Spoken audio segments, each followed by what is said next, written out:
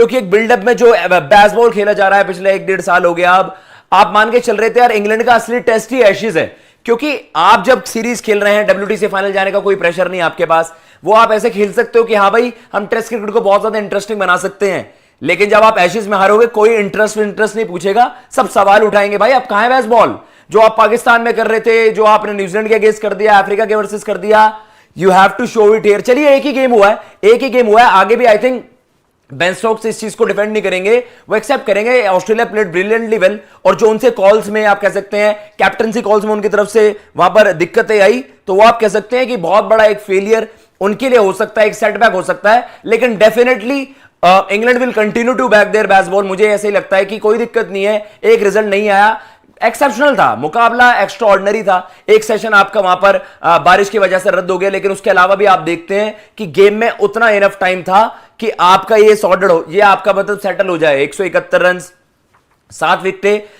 Start में अगर आप देखेंगे जिस तरीके से अप्रोच ऑस्ट्रेलिया ने करा था, it was defensive mindset, but still they were trying to buy the time. उनको ऐसे लगा कि यार अच्छा खासा समय निकाल देंगे, आखिरी में जब हमारे पास विकेटें होंगी देन वी कैन कैपिटलाइज, हम कैश इन कर लेंगे वहां पर। लेकिन जिस तरीके से मोइन अली ने वहां पर ट्रेविस हेड को आउट कर दिया था, और फिर जिस तरीके से ओली रॉबिन्सन का बॉल थोड़ा सा आप कह सकते हैं हवा में थोड़ा सा लेट मूव भी हुआ था, अंदर की तरफ आया था, स्लाइड रिवर्स था, और वहां पर वो कैमरन ग्रीन को आउट करते हैं, तो अलार्म बेल्स बज गई थी। तब ये था कि यार अब इंग्लैंड को सेंस करना है कब अपने अटैकिंग ऑप्शंस को लगाना है। लेकिन I think and Jimmy Anderson may be was not fully fit, लेकिन आपने उनको लेटर हाफ में नहीं देखा, मैंने रेड बॉल क्रिकेट में उस तरीके से नहीं देखा है। आप जिमी एंडरसन को यूज करते हो वहां पर, और ओवरऑल राहुल भी जुड़ गए हैं। राहुल, किस तरीके के यहां पर आप देख रहे हैं ऑस्ट्रेलिया की धमाकेदार जीत और एक्स्ट्रा ऑर्डिनरी वहां पर पैट कमिंस की तरफ से? भाई तभी बोला जाता है कि जब आप एक कैच ड्रॉप कर दे तो मैच कैसे पलट जाता है। अगर वहां पर बेन स्टोक्स ने वो कैच करी होती तो ये मैच वहां पर इंग्लैंड का था। इंग्लैंड ने बहुत सारी गलती करी, पर पैट कमिंस की आपको तारीफ करनी चाहिए। जिस तरीके से 2019 में हेडिंग्ले में बेन स्टोक्स ने कप्तानी पारी खेली थी, उसी तरीके से पैट कमिंस ने एज वेस्टर्न में आपके मैच विनिंग नॉक खेली, और कहीं ना कहीं जो इनका बैच बॉल था ना, बैच बॉल आज इनका फेल भी हो गया वहां पर। जिस तरीके से अप्रोच की हम बात कर रहे थे, बेन स्टोक्स ने शुरुआत में ज्यादा बॉल नहीं करी, पर मैच इंग्लैंड को जीतना चाहिए था, और इंग्लैंड ने कहीं ना कहीं ये मैच छोड़ दिया है। और जिस तरीके से हम बात कर रहे थे, प्रेशर हैंडल नहीं कर पाई आज इंग्लैंड की टीम, वरना तो ऑस्ट्रेलिया तो एकदम ऐसा लग रहा था मैच खत्म है ये। बिल्कुल, और आप देखिए 2 बॉलर शॉर्ट भी लग रहे थे। बेन स्टोक्स ने आपको लेट में इंट्रोड्यूस करा है, वो एक आप कह सकते हैं कि यार आपको पहले बॉलिंग करनी चाहिए being the fourth seamer. Jimmy Anderson में भी फिटनेस का कुछ इशू था, क्योंकि आपने लेटर स्टेजेस में बॉलिंग ही नहीं करते हुए देखा।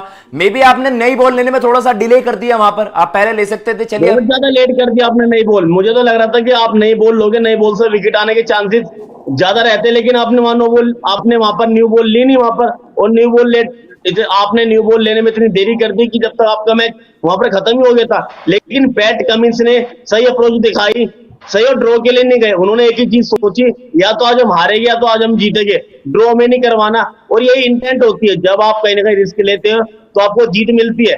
अगर ऑस्ट्रेलिया ने आज रिस्क ना लिया होता तो मुझे नहीं लगता कि ऑस्ट्रेलिया जीत पाती। जो गलती उस्मान ख्वाजा ने करी, जो गलती एलेक्स कैरी ने करी, जो गलती आपके वहां पर कैमरन ग्रीन ने करी, वो गलती पैट कमिंस ने नहीं करी। वो इंटेंट दिखाया उस्मान ख्वाजा की।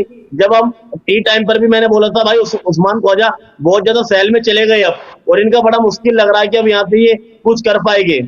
बिल्कुल, आपने यही देखा कि जब आपके पास 54 रन थे, मे बी आप अपने अटैकिंग ऑप्शंस के साथ जा सकते थे, आपके पास नई बॉल अवेलेबल थी। चलिए आपने एक ओवर डिले करा और आपको वहां पर कैरी की विकेट मिल गई, लेकिन आपके पास यार जब 54 रन का क्वेश्चन है तो आप नई बॉल लगाइए, वहां स्टुअर्ट ब्रॉड से बॉलिंग करवाइए, रॉबिन्सन से बॉलिंग कराइए।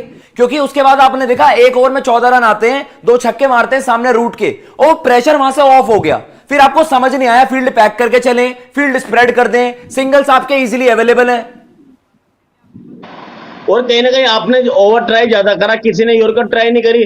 जब आपके वहां पर पैट कमिंस बाउंसर के लिए तो रेडी थे, आप वहां पर यॉर्कर ट्राई करते, पर कोई यॉर्कर ट्राई नहीं कर रहा था। और कहीं ना कहीं जब आप 145 150 का बॉलर मिस करते हो तो यही चीज आपको देखने को मिलती है। ना एंडरसन के पास पेस इतनी है, ना रॉबिन्सन के पास पेस है। अगर यहाँ पर आपके मार्क वुड होते तो एक्स्ट्रा एफर्ट डाल सकते थे, वो अपनी पेस से यहाँ पर इन्हें बीट कर सकते थे। लेकिन सबको जब उन्हें पता है कि भाई अब बाउंसर आप करानी है, तो वो ज्यादा रिस्क क्यों ले गए वहां पर। आपको साफ तौर पर मार्क वुड की इस मैच में कमी खली। जिमी एंडरसन ने बॉलिंग ढंग से करी नहीं आपके, और मोइन अली के हाथ में जो चोट लगी उसके बाद वो बॉलिंग वो ग्रिप कर ही नहीं पा रहे थे तरीके से। बिल्कुल। और आपने यही देखा, देखिए कभी कभार कॉल्स, अब आप बेन स्टोक्स को कह सकते हैं, चलिए कॉल्स पे तो आप सवाल उठा सकते हैं, कुछ कुछ आपके लीडरशिप कॉल्स उस तरीके के थे, लेकिन आपके पास ऑप्शन ही नहीं बचे थे। आपका जो प्राइमरी स्पिनर खेल रहा है वो आपका लैग करा, क्योंकि उनकी तरफ से आप नहीं देख सकते थे, उनके दिक्कत थी, तो वो पेन में बॉलिंग कर रहे थे वहां पर मोइन अली। अगर मोइन अली भी अपने पूरे उसमें होते, 100% होते फिट, तो मे बी आपको डिफरेंट चीजें भी दिखती। जो रूट से आपने ज्यादा ही ओवर करवा लिए, आपको मिक्स करना था वहां पर। और अगर जिमी एंडरसन का कुछ दिक्कत था, वो फील्ड में तो आपको दिख रहे थे लगातार। जिमी एंडरसन को आप एनी डे बैक करते हो यार, तो मुझे ये लगा कि वो थोड़े से टैक्टिकली मिस कर गए। आपके कैप्टनसी का फॉल्ट है यहाँ पर, और कहीं ना कहीं आप ज्यादा ओवर ट्राई करने के चक्कर में अपनी कप्तानी में जो बेसिक चीजें होती है उसमें भी आप गलती कर बैठे वहां पर। बिल्कुल टैक्टिकली भी फेल हो। कहीं ना कहीं इंग्लैंड को भी पता चला होगा कि जो आपने पहली पारी में पारी डिक्लेयर करी थी जल्दी, और जो आप वहां पर बैच बॉल, ये तरीका ठीक है, बैच बॉल तरीका ठीक है, पर कोई ना कोई प्लेयर तो आपको टिकेगा ना वहां पर। कोई टिकना चाहता ही नहीं था वहां पर, सबको ऐसा लग रहा था सब लपेटा चलाना चाहते, वहां पर कोई टिककर ही नहीं खेलना चाहता था। और इस टोटल पे जिस सिचुएशन में आपकी वहां पर इंग्लैंड की टीम थी, उन्होंने मैच वहां से गवा दिया। आपने एक्स्ट्रा एफर्ट ही नहीं करा, ऐसा लग रहा था सब आ रहे टप्पा बाउंसर मारने के चक्कर में, कोई यॉर्कर नहीं करवा रहा, कोई स्लोअर वन नहीं फेंक रहा। जब सबको पता है कि वहां पर वो बाउंसर के लिए रेडी है, तो भाई थोड़ा वेरिएशन करो ना, कटर फेंक दो, आप वहां पर यॉर्कर मार दो, पर कोई यॉर्कर मार ही नहीं रहा था आज पूरे मैच में, एक भी यॉर्कर नहीं थी आपकी। नहीं, जब आपके पास है नया ड्यूक्स बॉल अवेलेबल है, 54 रन है, मे बी आपने वहां पर इजी, आप जो रूट से प्रेशर बिल्ड करने की बात कर रहे हैं, जो रूट ने क्या वहां पर बॉल टर्न हो गई, उस तरीके से विकेट लिया था, वो अटैक करने जा रहे थे, कैरी आउट हो गए वहां पर। आपके पास बेस्ट ऑप्शन नहीं था, आप अपने सीमर्स को लगाते। ये आपने थोड़ा सा इजी ले, जिसे कहते हैं ना, may be more like a casual captaincy calls.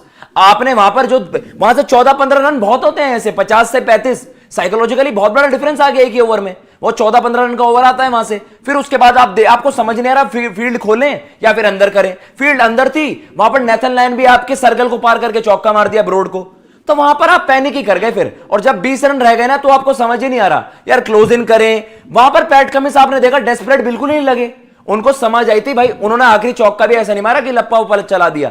He played proper cricket, proper test match cricket. उन्होंने भाई मैच्योरिटी वाले क्रिकेट खेले, जो मैच्योरिटी की हम बात करते हैं, जिस तरीके से उन्होंने मैच्योरिटी वहां पर दिखाई, और वहां पर दिखानी चाहिए थी यार। पैट कमिंस ऐसा लग रहा था कि भाई अब गए, पर जिस तरीके से वहां पर खेले, उन्होंने अटैक करा वहां पर, और लास्ट में जिस तरीके से उन्होंने सिंगल डबल वहां पर निकाले, बड़ी मैच्योरिटी से वहां पर निकाले। और हम यही बात कर रहे थे कि कैमरन ग्रीन ठीक है, और पैट कमिंस इनकी उम्मीदें है अभी।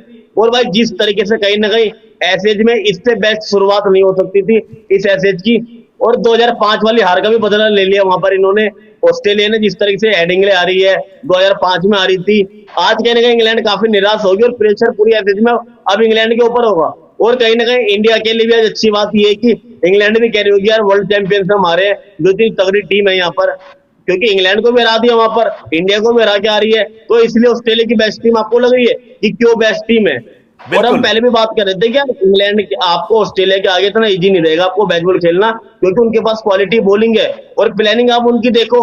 और आकाश भाई, अब मुझे लग रहा है कि इंग्लैंड के लिए काफी मुश्किल होने वाली है ऐसे, क्योंकि ये सारा प्रेशर अब इंग्लैंड के ऊपर है।